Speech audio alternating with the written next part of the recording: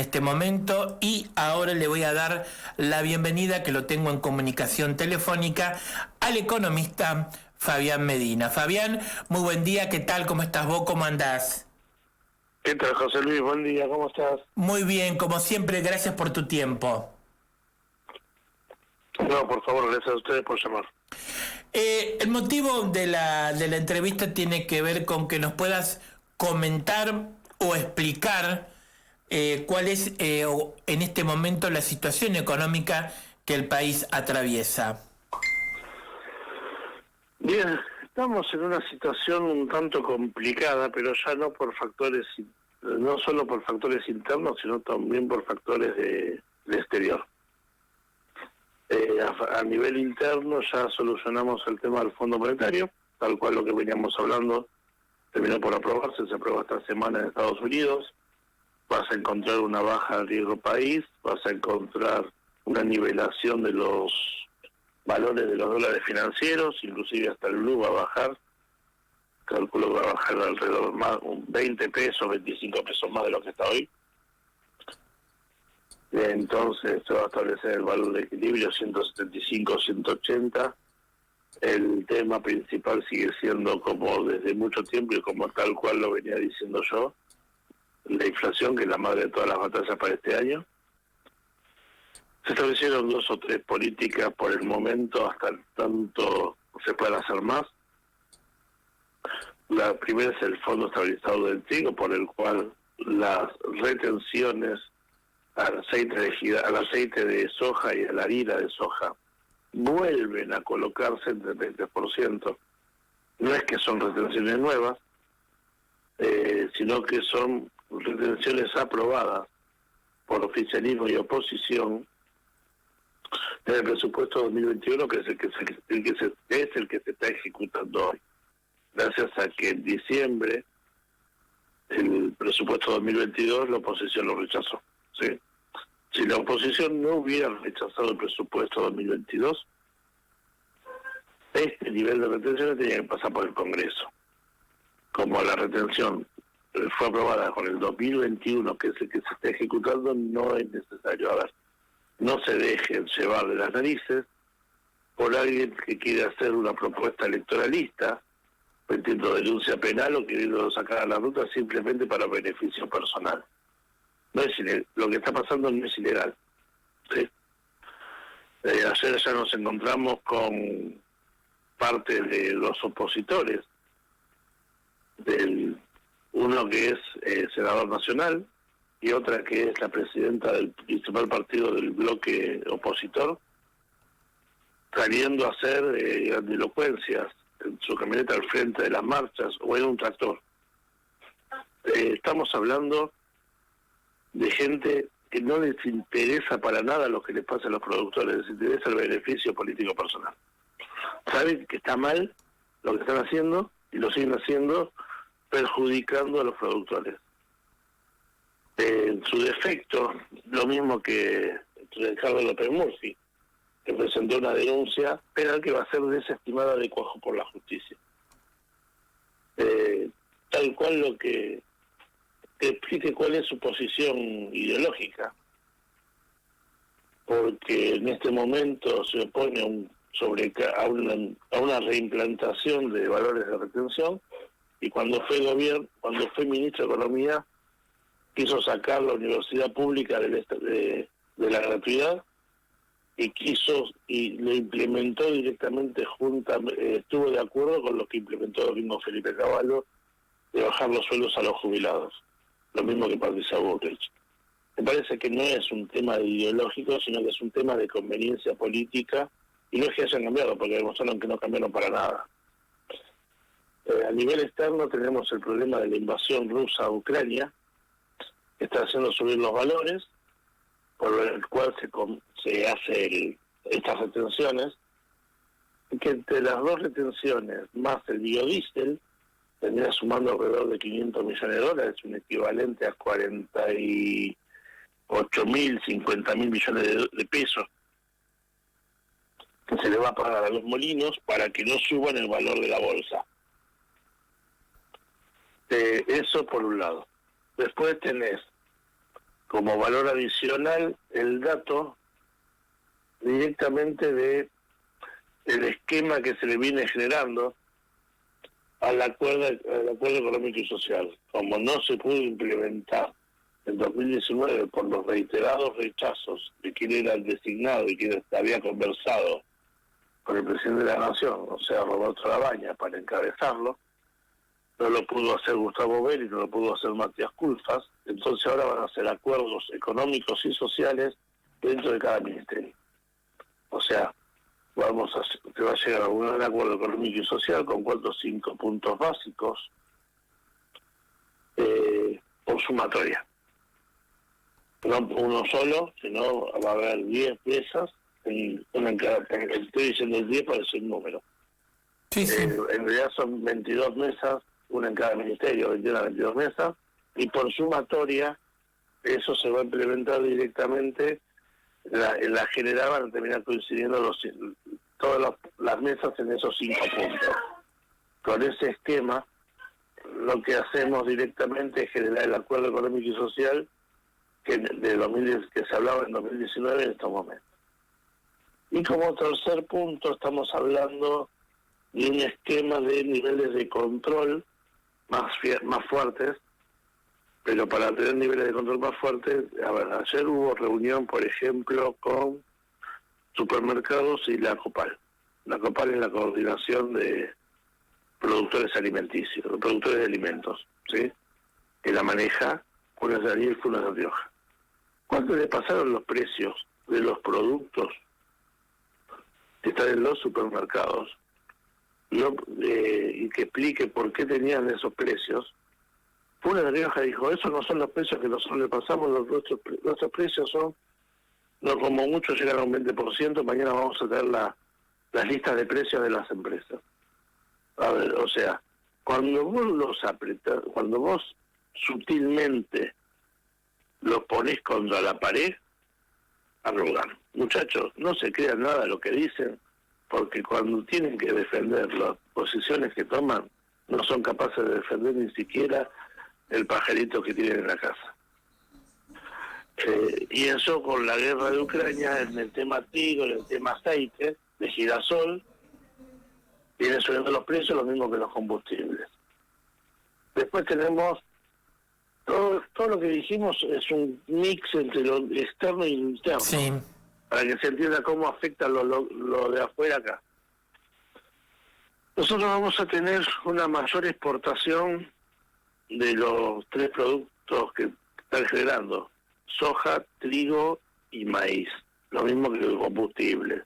Pero también vamos a tener un mayor nivel de gas licuado, gas natural licuado, GNL, que llega a través de los barcos regasificadores. El año pasado pagamos 2.300 millones de dólares, este año por el precio que pasó de 8 a 38, vamos a terminar pagando cerca de 10.000 millones de eso. No es que Argentina tiene que producir GNL, Argentina lo que tiene que producir es gas. Y tenemos condiciones para producir gas porque Argentina está sobre un gran colchón de gas. Bien, entonces, partiendo de esos datos, tuvimos 4,7 hasta ahora, el mes pasado, de inflación,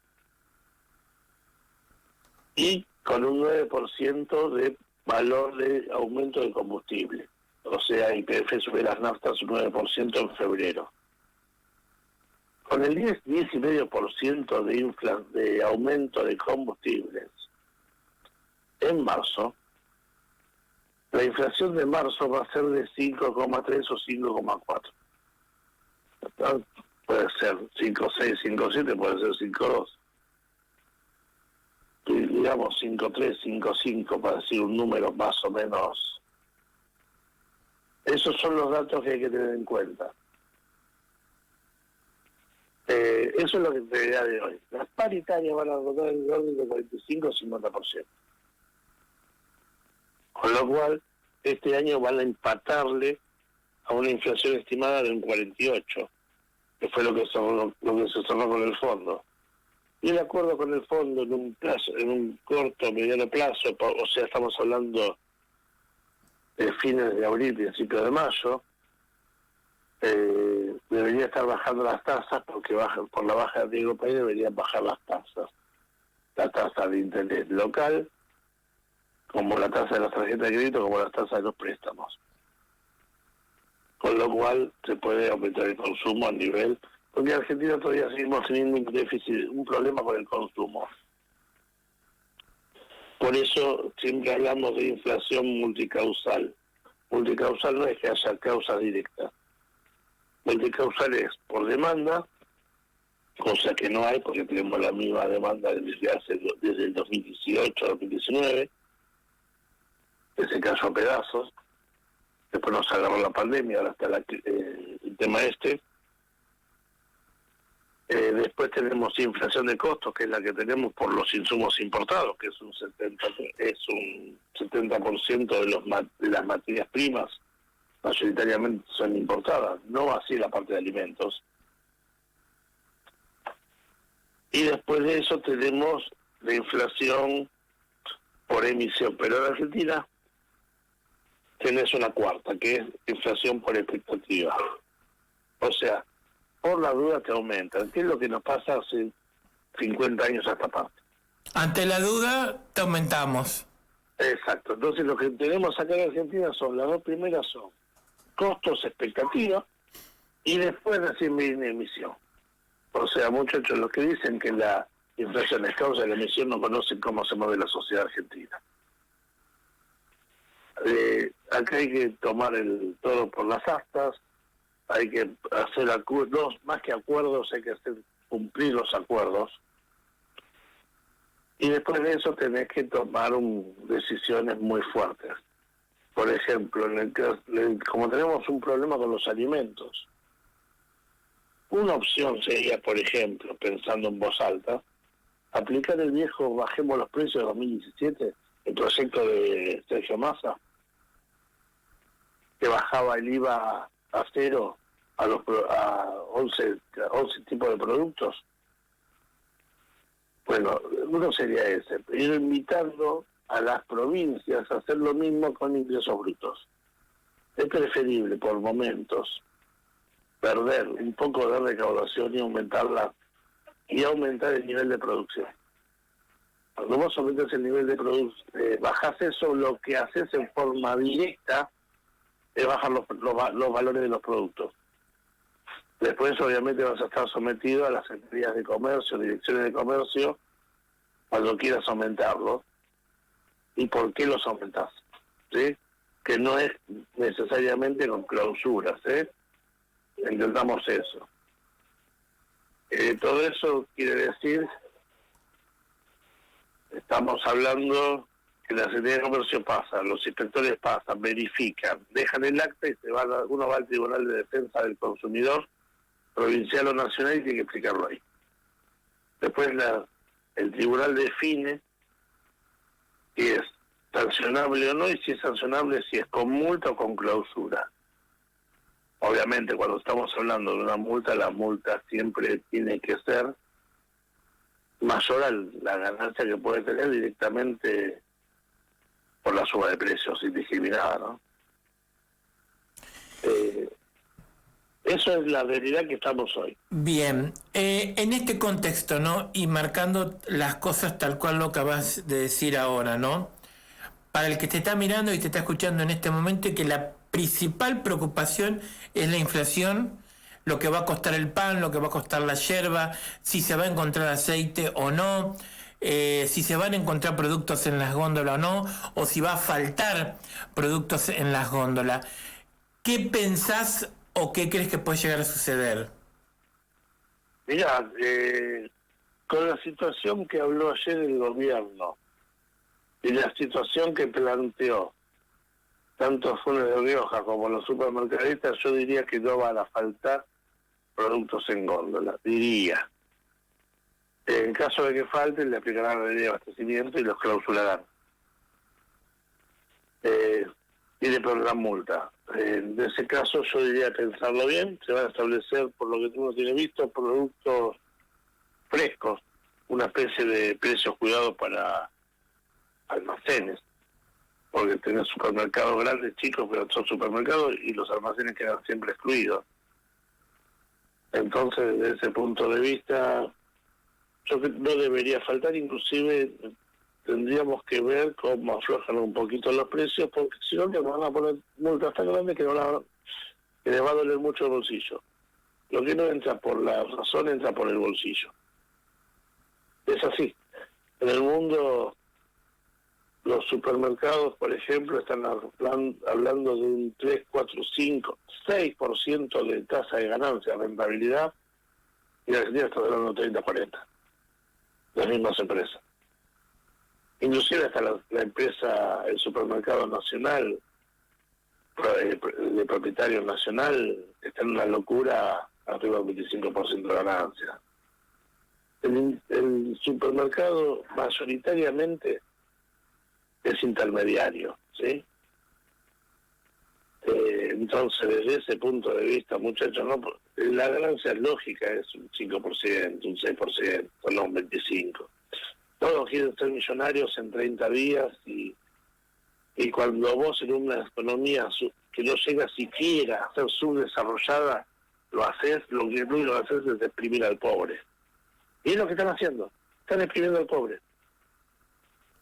Basándose en todas las excusas que tienen a nivel internacional para exprimirlo.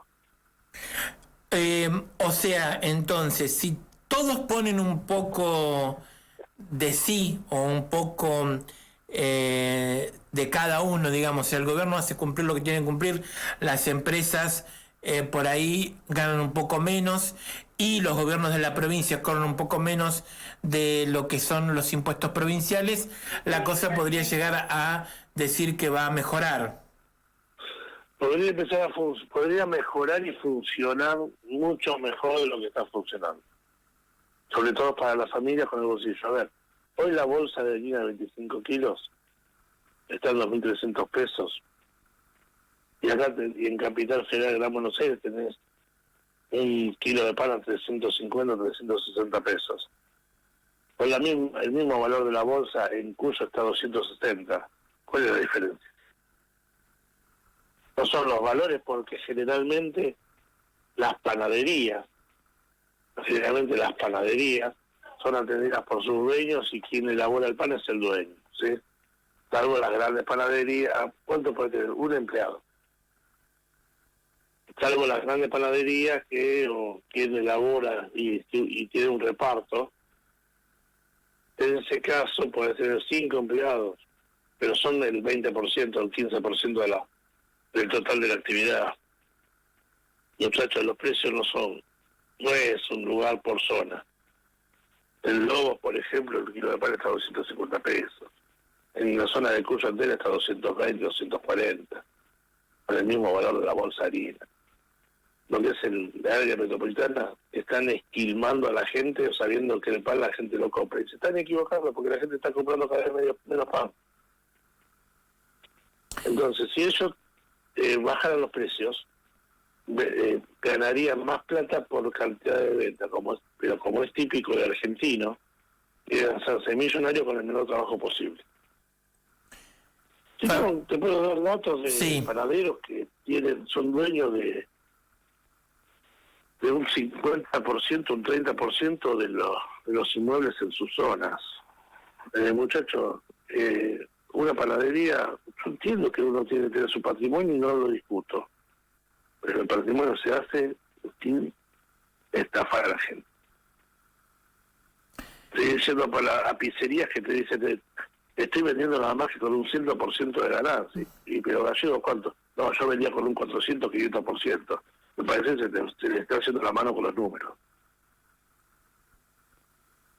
Sí, perdón, te corté. No, era agradecerte por este tiempo, agradecerte por la posibilidad de esta entrevista y me gustaría que dejes un mensaje a la gente que te está mirando y que te está escuchando en este momento para cerrar la nota. Primero, necesitamos que todos sepamos la situación como está para poder tomar decisiones. Después, los acuerdos a nivel internacional ya se van a empezar a ver los frutos después de esta semana. Vamos a ver la baja de dólar, vamos a ver la baja de riesgo país. Cuando termine la guerra vamos a poner un riesgo país normal de alrededor de 1.000 puntos. entre 900 y 1000 puntos para terminar bajando para fin de año 800. Las empresas van a poder tomar créditos a nivel internacional si trabajan con la modalidad normativa internacional, mucho más baratos. Hoy están tomando créditos a 25, van a tomar créditos al 10. No es lo ideal porque están todos tomando un 4 o un 5% del exterior, pero bueno, entre el 25 pasar a un 10 es un número.